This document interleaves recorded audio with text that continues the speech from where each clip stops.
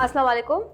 In this video we are going to explain about the introduction of biology. हम यहाँ पर बात करेंगे कि इंट्रोडक्शन क्या है बायोलॉजी का, और बायोलॉजी का मेन जो सब्जेक्ट है उसमें कौन कौन सी ब्रांचेस आ जाती है और कौन कौन सी डिवीजन की गई है। So let's first discover about the definition of biology. Bio means life and logos means thought और रीजनिंग। यानी जब आप लाइफ के अंदर ये थॉट और रीजनिंग को इन्वॉल्व करते हो तो इसका एक पूरा सब्जेक्ट आ गया है, दैट इज़ बायोलॉजी। यानी हम लाइफ से रिलेटेड हम बात करेंगे, लाइफ की हम जितने भी लिविंग ऑर्गेनिजम्स की बॉडी की जितने हम बात कर लेते हैं, whether it's a plant, animal, micro organisms, तो ये जब लाइफ की बात आ जाएगी, लिविंग स्पीशी की बात आ जाएगी, वो सबके सब कहाँ आएगा? बायोलॉजी के अंदर आ जाता है। So this subject is known as biology. Major divisions की गई है division of biology, that is zoology, botany and microbiology. Zoology में आपको टर्म से लग रहा है, जू के टर्म से मिला, इट मीन्स एनिमल्स की बात हो रही है। It mainly deals about the animals, the study of animals is known as zoology. Botany की बात कर लेते हैं, अगर हम प्लांट्स की बात करते हैं, सो yes the study of plants, their relationship with environment, उनके ऑर्गन्स, उनका फर्दर मेटाबॉलिक रेट, हर चीज़ की स्टडी जो प्लांट्स रिलेटेड होगी वो सब क्या होगा? Botany. So yes the study of plants is known as botany. तो बॉटनी की एक अलग फील्ड आ जाती है। माइक्रोबायोलॉजी में क्या हो रहा है? We are studying the micro organisms, उनके मेटाबॉलिक रेट की बात कर रहे हैं, उनसे रिलेटेड डिजीजेस की बात कर लेंगे, symptoms, causes, effects, whatever is related to the micro organisms, वो सब का आएगा, it come under the microbiology. तो study of microorganisms is known as microbiology. Now let's discuss about the branches of biology.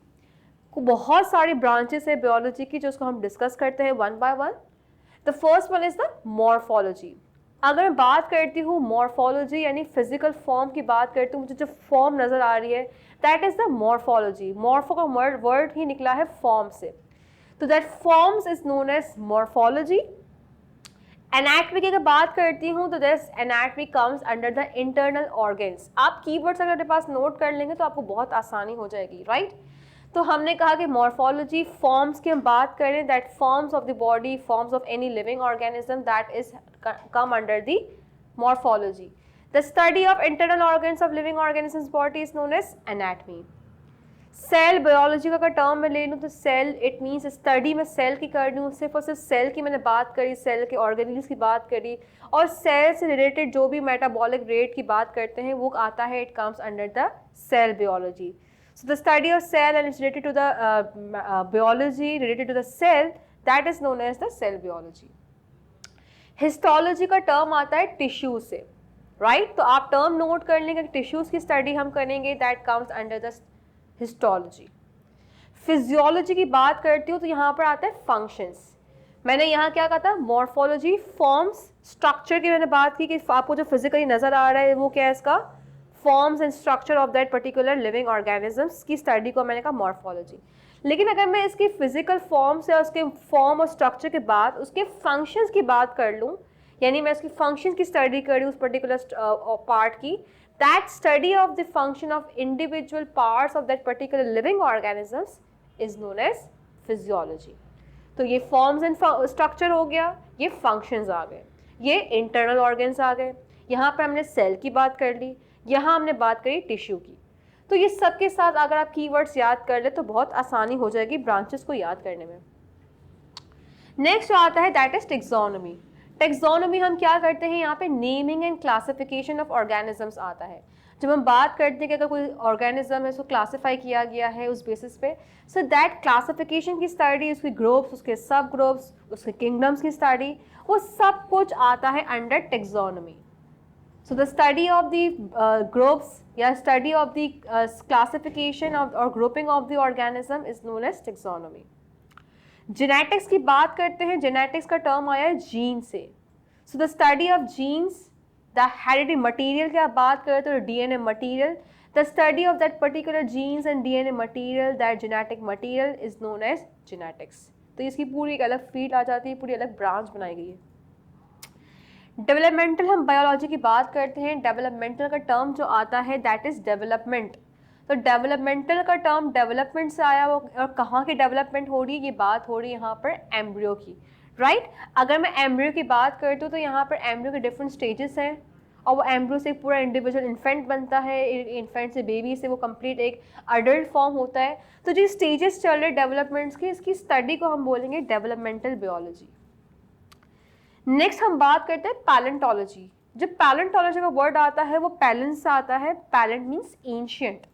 Ancient का word होता है जो हम कहते हैं फॉसिल फ्यूल्स, जो पुराने ज़माने कदीम ज़माने के जो फॉसिल फ्यूल्स थे, उनके जो रिमेन्स थे, उनकी स्टडी का हम बात करते हैं। हमने उसके रिमेन्स को निकाला है, एंशियंट को टर्म्स को निकाल कर उसकी स्टडी की है, that is known as palaeontology.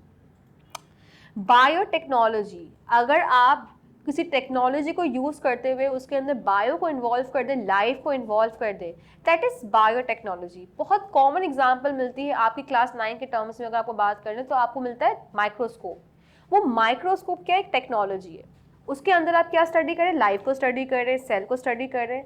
तो उस टेक्नोलॉजी जब आपने लाइफ को इन्वॉल्व किया, that involvement of the life under by the और you are studying the life under the supervision of that technology, that is the biotechnology. तो बहुत आसान हमने कह दिया।